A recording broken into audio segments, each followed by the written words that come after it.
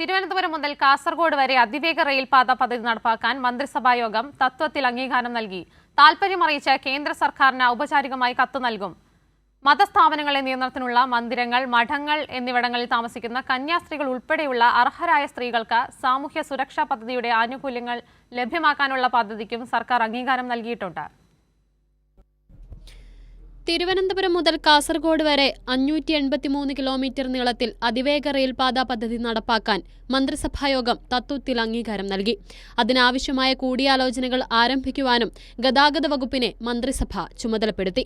യാത്രാസമയം ഗണ്യമായി കുറയ്ക്കുക, മേഖലകളെ തമ്മിൽ ബന്ധിപ്പിക്കുക, തൊഴിൽ വിദ്യാഭ്യാസ അവസരങ്ങൾ വിപുലപ്പെടുത്തുക തുടങ്ങിയവയാണ് ഈ പദ്ധതിയുടെ പ്രധാന ലക്ഷ്യം. പദ്ധതി ചെലവിന്റെ 20% സംസ്ഥാന സർക്കാർ, 20% കേന്ദ്ര സർക്കാർ, ബാക്കിയുള്ള 60% അന്താരാഷ്ട്ര ധനകാര്യ സ്ഥാപനങ്ങളിൽ നിന്നുള്ള ദീർഘകാല വായ്പ എന്ന നിലയിലാണ്. ഘട്ടം ഘട്ടമായി പദ്ധതി നടപ്പിലാക്കുക വഴി സംസ്ഥാനത്തിന് സാമ്പത്തിക ഭാരം കുറയ്ക്കുവാനും കഴിയും. 284 കിലോമീറ്റർ വരുന്ന ആദ്യഘട്ടം 2027 നിർമ്മാണം ആരംഭിച്ച് 2033 പൂർത്തിയാക്കാനാണ് ലക്ഷ്യമിടുന്നത്.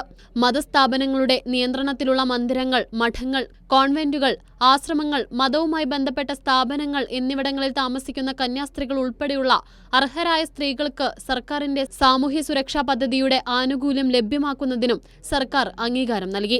അവിവാഹിതരായ 50 വയസ്സിൽ കൂടുതൽ പ്രായമുള്ള ശമ്പളം, പെൻഷൻ, സർക്കാരിന്റെ മറ്റ് ആനുകൂല്യങ്ങൾ എന്നിവ ലഭിക്കാത്ത സ്ത്രീകളെ പ്രത്യേക വിഭാഗമായി കണക്കാക്കപ്പെടും. ഇവർക്ക് പെൻഷൻ അനുവദിക്കുന്നതിന് പൊതുവിൽ നിർബന്ധമാക്കിയിട്ടുള്ള വരുമാന സർട്ടിഫിക്കറ്റ്, അവിവാഹിത സർട്ടിഫിക്കറ്റ് എന്നിവ ഒഴിവാക്കും. പകരം പ്രത്യേക അപേക്ഷാ ഫോം അംഗീകരിക്കാൻ മന്ത്രിസഭായോഗം തീരുമാനിച്ചു. കൈരളി ന്യൂസ്, തിരുവനന്തപുരം.